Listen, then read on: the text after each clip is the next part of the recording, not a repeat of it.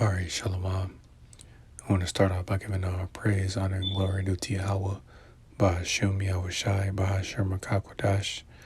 I'd like to give double honors unto the apostles of the Elders of Great Millstone, who I learned this truth from, and I'd like to say peace and salutations unto the hopefully elect.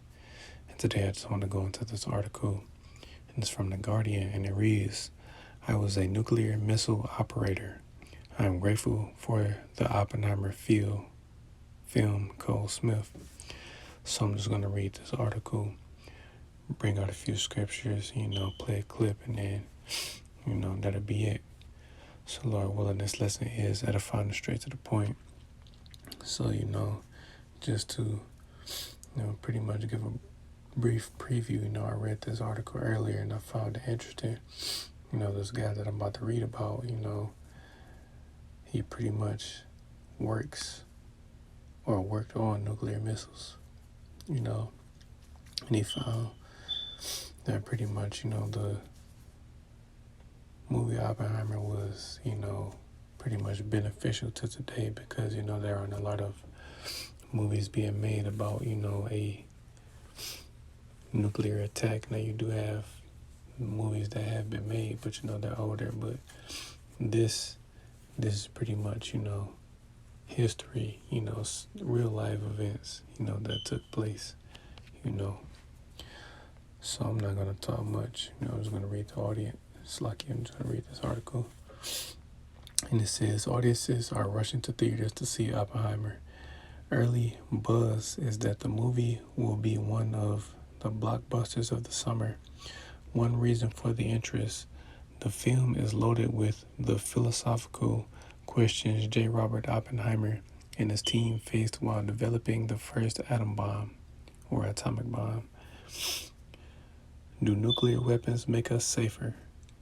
Will they inspire an arms race that will push humanity into extinction? Now, yes, pretty much he was asking the question, but yes, pretty much that's the time that we're in. And that a nuclear arms race is taking place, but, even though these missiles have the capability to pretty much destroy the earth, the entire earth won't be destroyed, During World War III, only certain parts of the earth are going to get hit, but only America will be completely destroyed, be left desolate.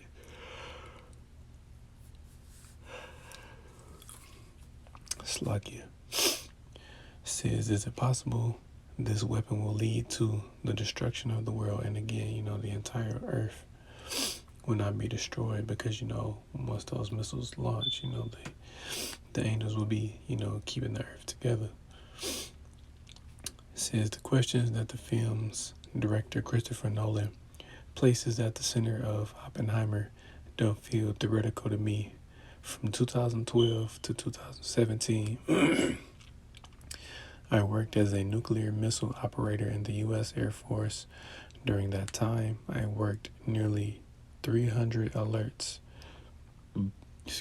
or shifts in the underground launch control centers, where I oversaw maintenance, security, and launch operations for 10 nuclear-tipped intercontinental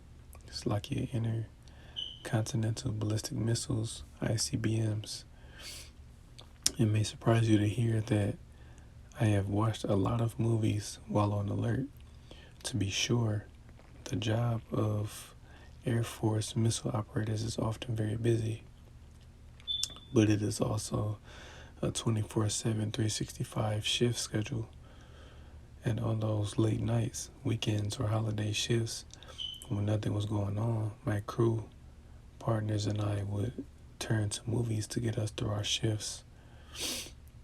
It was here that I began to notice Hollywood's love affair with nuclear weapons. Early on, Hollywood gave us a lot to chew on.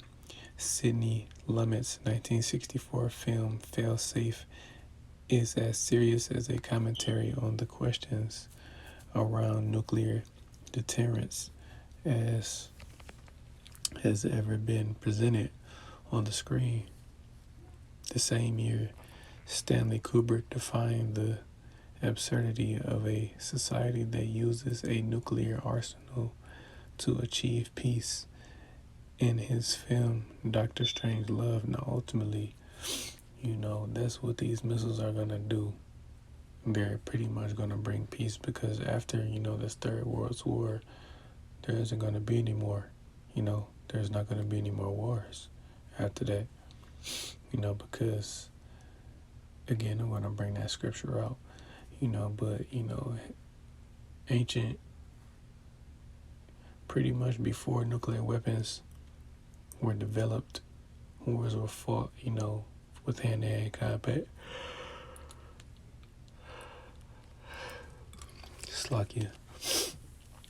Swords, shields, spears, and eventually graduated, to the gun. But pretty much, wars were fought with hand-to-hand combat. But this war is the only war that's going to be fought with nuclear capabilities, I'm going to continue. It says, when these films were released, it has been less than 20 years since Americans dropped the first atomic bombs on Japan. America was just beginning its nuclear arms race with Russia, and the nuclear conversation felt very much alive to the average American. But the American public grew weary of always being on high alert.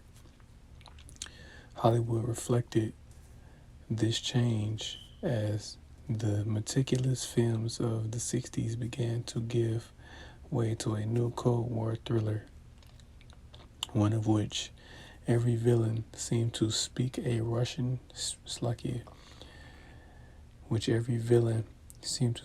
with a Russian accent and wield some sort of vague existential nuclear threat that would be defeated by a red-blooded American. Now, again, Esau Edom, he pretty much, makes himself out to be the hero, just like he thinks he's going to win this Third World War. Now they won World War I and II, but ultimately they're not going to win this. This is the one war that America is not going to win, especially against Russia, because again, Russia is going to be the main, enemy, or is the main enemy of America, That's why they pretty much, make these movies, again, to try to make themselves to be, the hero or the good guys, but that's not the case. Just want to keep reading. It says, some of these films, like 1983's War Games, were self-aware enough to work, but most existed on a spectrum ranging from Steven Seagal's Under Siege to The Core, which is to say mildly entertaining to so bad it's somehow maybe almost good. As a result, in the decades before the release of Oppenheimer, the nuclear thriller has become an almost taboo genre in Hollywood.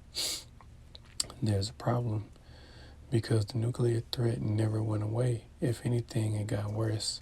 Today, the United States has about 400 nuclear-tipped ICBMs. These ones I operated, ready for launch every single day. It also has a robust nuclear bomber program, as well as nuclear arms submarines. In total, the U.S. owns approximately 6,000 nuclear warheads. That's Slovakia. What's more, the Air Force is currently in the midst of developing a new ICBM nuclear delivery system called Ground-Based Strategic Deterrent, or GBSD.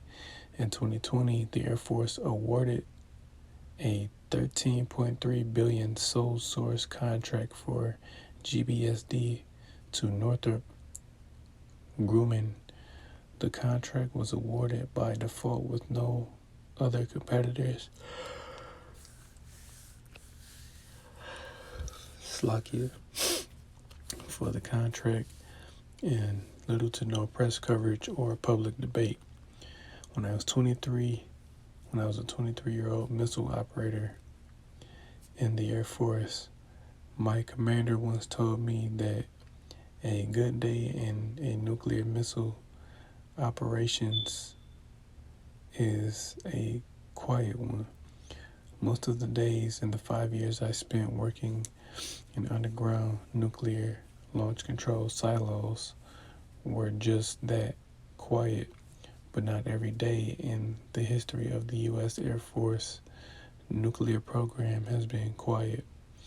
A broken arrow is defined as an unexpected event that results in the accidental launching, firing, detonating, theft, or loss of a nuclear weapon. Since the creation of nuclear weapons, there has been 32 broken arrows. In the 5 years I served as a nuclear missile operator, I performed targeting on dozens of active nuclear missiles. I commanded major maintenance operations like warhead swaps from one ICBM to another. We even pulled entire missiles out of the ground and replaced them with refurbished ones.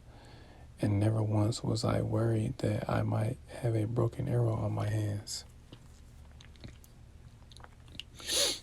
The problem is that while a good day in a nuclear missile operations is a quiet one, the quiet days don't lead to a reduction in the number of these weapons.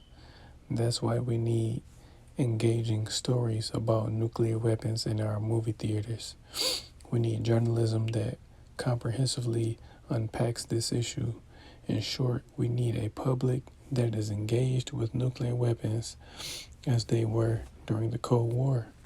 Otherwise, it's only days when Vladimir Putin threatens the U.S., threatens the use of nuclear weapons, or the days that North Korea test launches its ICBM, that we begin to discuss the inherent dangers of a world that allows nuclear weapons to exist.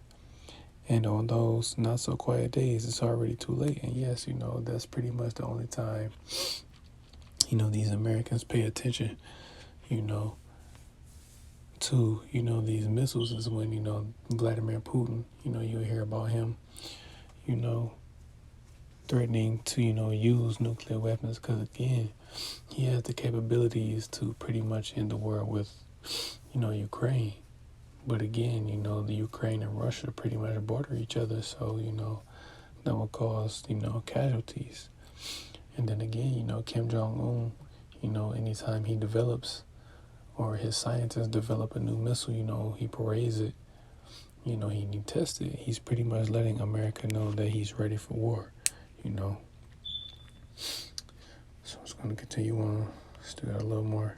It says in May of 2022, while Nolan was in the midst of principal photography on Oppenheimer, I sat down for lunch in New York with Kai Bird, the co-author of American Prometheus, the book of which Oppenheimer is adapted.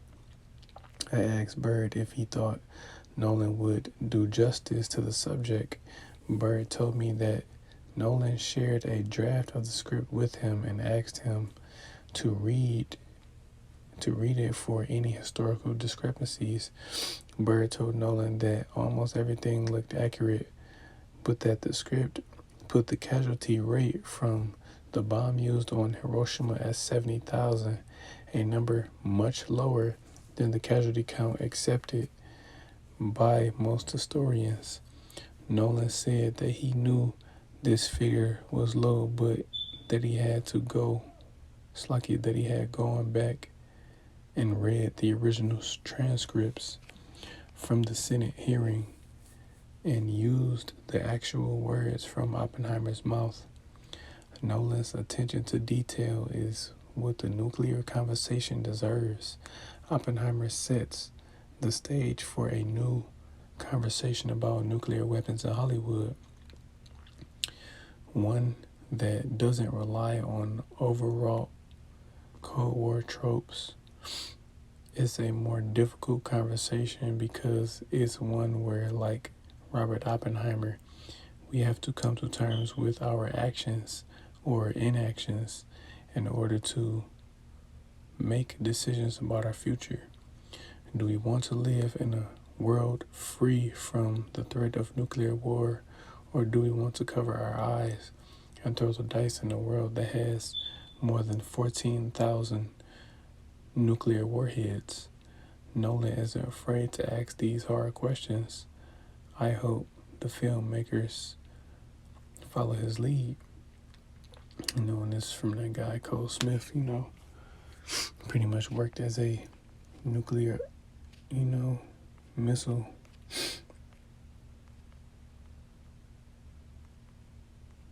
operator. And this is a real thing. The threat of nuclear war is real. World War III is real. It's inevitable. It's going to happen. As long as America is standing, there is always going to be a threat of nuclear war, So, as always, I'm going to start in the book of Isaiah chapter 54, verse 16. And it says, Behold, I have created the smith that bloweth the coals in the fire, and that bringeth forth an instrument for his works, and I have created the waster to destroy.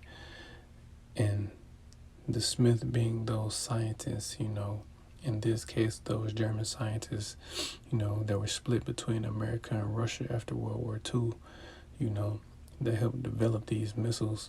Robert Oppenheimer is just one of many scientists that helped develop these weapons, and that destroyer or that waster to destroy being those ICBM missiles, starting off with, the atomic bombs and the hydrogen bombs, which eventually upgraded to, ICBM missiles, so where they don't have to fly a plane over where they want to,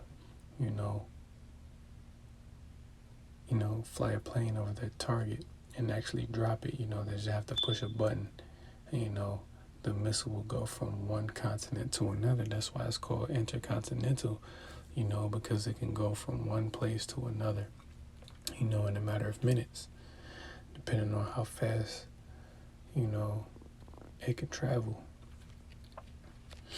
And, it's a very serious thing, these ICBM missiles are serious, and then I looked this up, not too long ago. And then it says, I looked up and it says, how hot does a nuclear bomb get? And it says about 100 million degrees Celsius. It says during the period of peak energy output, a 1 megaton nuclear weapon can produce temperatures of about 100 million degrees Celsius at its center, about 4 to 5 times that which occurs at the center of the sun. So yes, once these missiles are launched, or even before they launch, this is how hot these missiles are going to burn. They're going to burn 4 to 5 times hotter than the sun.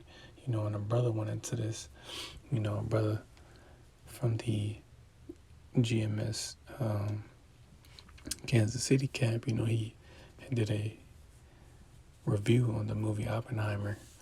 I haven't seen it yet, but, he brought out some points, but pretty much, again, this is one of the points the brother brought out, is that these missiles are going to burn extremely hot, extremely hot. 100 million degrees is hot. They're telling you these missiles are going to burn hotter than the sun, and the sun itself is 15 million degrees Celsius. So that should tell you something. And then I also, look this up. Slocky. I think it's here. And it says, what was the hottest nuclear bomb, right? So on record, this is the hottest, nuclear bomb so far. And it says, when nuclear fusion occurs, even greater amounts of energy are released, epitomized by the Soviet Union's 1960 detonation of the Tsar Bomba. Is true, the hottest hydrogen bombs leveraging the power of nuclear fusion, have indeed achieved temperatures of hundreds of million degrees Celsius.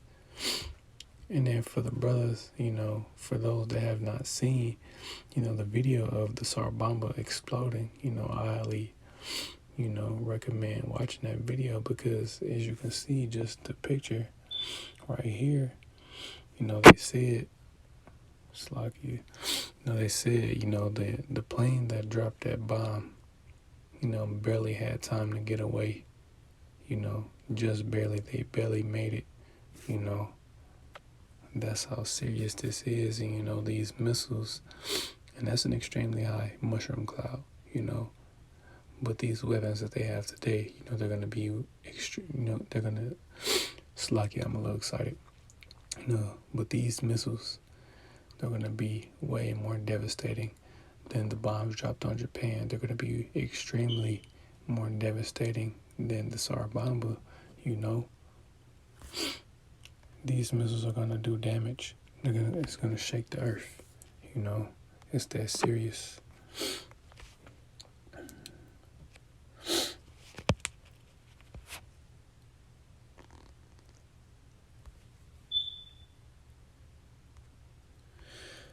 This is a very serious thing, And this is what the Lord is going to use to take Esau, Edom out of power.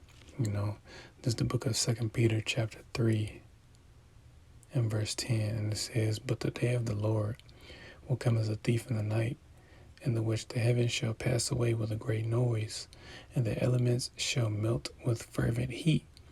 The earth also and the works that are therein shall be burned up." And yes, that fervent, the word fervent, going into extreme heat, I'm going to look that word up real quick,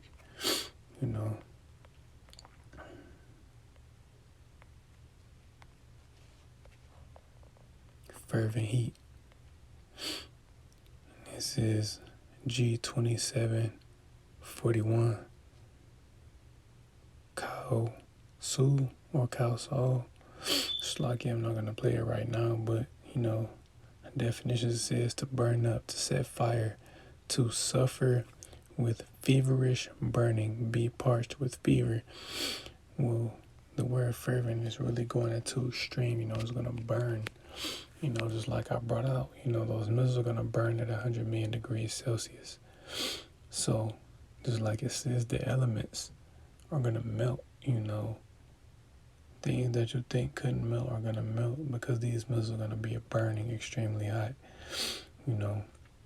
Verse 11, "Seeing then that all these things shall be dissolved, what manner of persons ought ye to be, in all holy conversation and godliness, looking for and hastening unto the coming of the day of Yahweh, wherein the heavens being on fire shall be dissolved, and the elements shall melt with fervent heat." So, we're supposed to conduct ourselves, properly, those of us that are in this truth, pretty much don't follow the ways of these people that are in the world, don't turn our backs on the plow, because again, we know what's coming, and this is what's coming, this destruction is coming, It's going to be extremely devastating. And again, the book of Malachi chapter 4 and verse 1, and it says, "Behold," it's like it, "for behold, the day cometh that shall burn as an oven, and all the proud, yea, and all that do wickedly shall be stubble, and the day that cometh shall burn them up, saith the Lord of hosts, that it shall leave them neither root nor branch." And yes, we all know how hot ovens get, because if you ever made anything in the oven, once you open that door, depending on how hot you have it set, that heat comes out and it just hits you. Sometimes you might have to step back a little bit, because that's how hot it is, that heat is fervent. Well, just imagine that, but hundreds of million degrees hotter, This is a very serious thing. Again, people don't understand that this is the judgment that the Lord is about to bring upon Babylon, And it's the book of Isaiah, chapter 34. And this is a good chapter, pretty much going into, the aftermath of how America is going to look after the destruction takes place.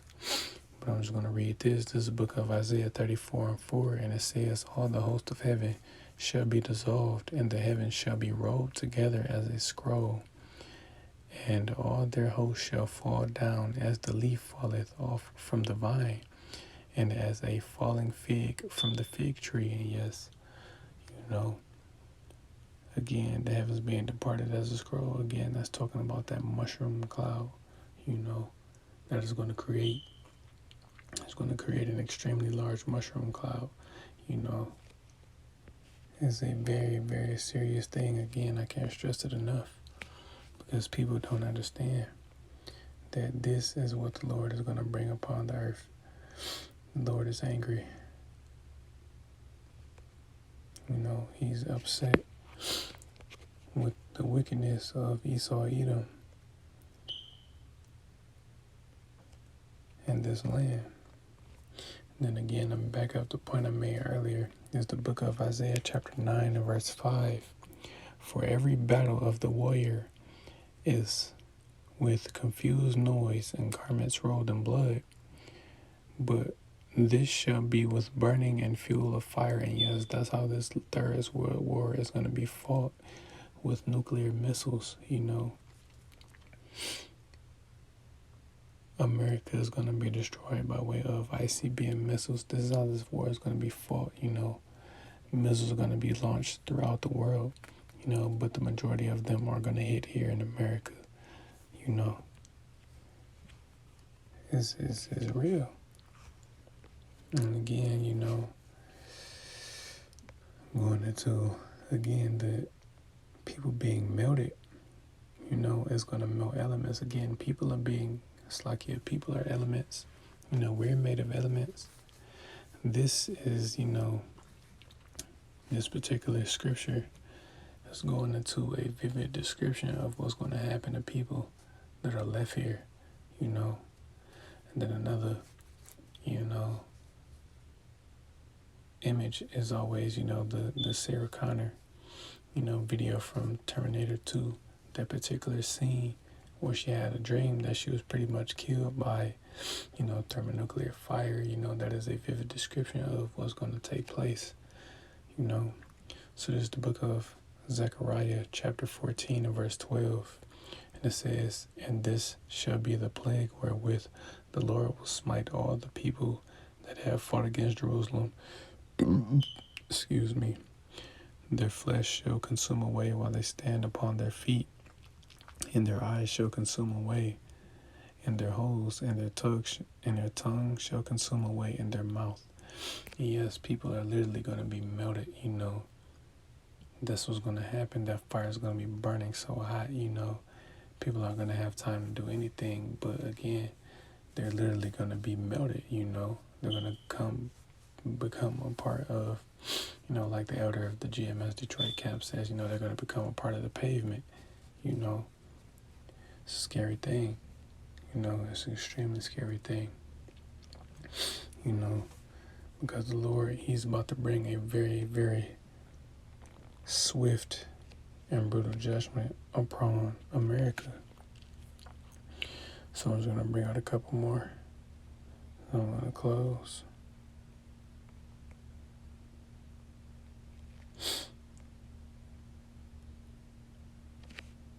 It's lucky.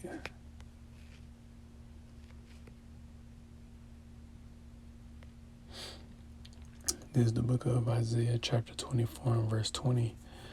And it says, "The earth shall reel to and fro like a drunkard, and shall be removed like a cottage, and the transgression thereof shall be heavy upon it, and it shall fall and not rise again." And yes, these missiles are so devastating. Again, they have the capability to destroy the earth, but the angels are going to be holding the earth together, so that it doesn't, pretty much come apart. But they're still going to pelt this land. They're going to pelt the land of America, and it's going to shake the earth, is going to shake this entire earth. Man, it's a scary thing, man. So I'm just going to end it on this. It's the book of Revelation, chapter 9. I'm going to start at verse 15. And it says, "And the four angels were loosed, which were prepared for an hour and a day and a month and a year, for to slay the third part of men," because you have three classifications of men: the sons of God, which are the Israelites; the sons of men, which are, the other nations, the other the other heathen nations; and the wicked, which would be, the nation of Edom.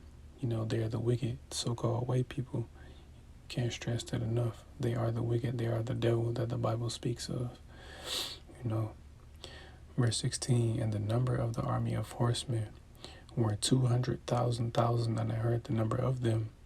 And thus I saw the horses in the vision, and them that sat on them, having breastplates of fire, and of jacinth, and of slaki and brimstone. And the heads of the horses were as the heads of lions, and out of their mouths issued fire and smoke and brimstone. By these three was the third part of men killed by the fire, and by the smoke, and by the brimstone, which issued out of their mouths. For their tails, for their power is in their mouth, and in their tails. For their tails were like unto serpents, and had heads, and with them they do hurt." And yes, it's going into, 200,000, pretty much 200 million warheads are going to hit this land and utterly destroy America, and nothing will be left. Nothing of this man's kingdom will be left. And then for those that have seen videos of a missile being launched, pretty much the power of that missile is in the warhead itself. The warhead is what's going to do the damage, And then having tails like serpents, again, it's that rocket system that's propelling, that missile towards whatever specific target, So it's serious. So again, this movie is coming out. It came out, this past Friday. But again, this guy, J. Robert Oppenheimer, he's a real person, This is real things that are about to take place. America is about to be destroyed on a mass scale, So I'm just going to play this clip, and then that'll be it. So, Lord willing, this lesson was edifying. I want to give all praise, honor, and glory due to Yahweh, Ba'ashim Yahushai, Ba'ashim Rakakwadash. I'd like to give double honors unto the apostles and the orders of Great Millstone, who I learned this truth from, and I'd like to say peace and salutations unto the hopefully elect. Till next time I say Shalom.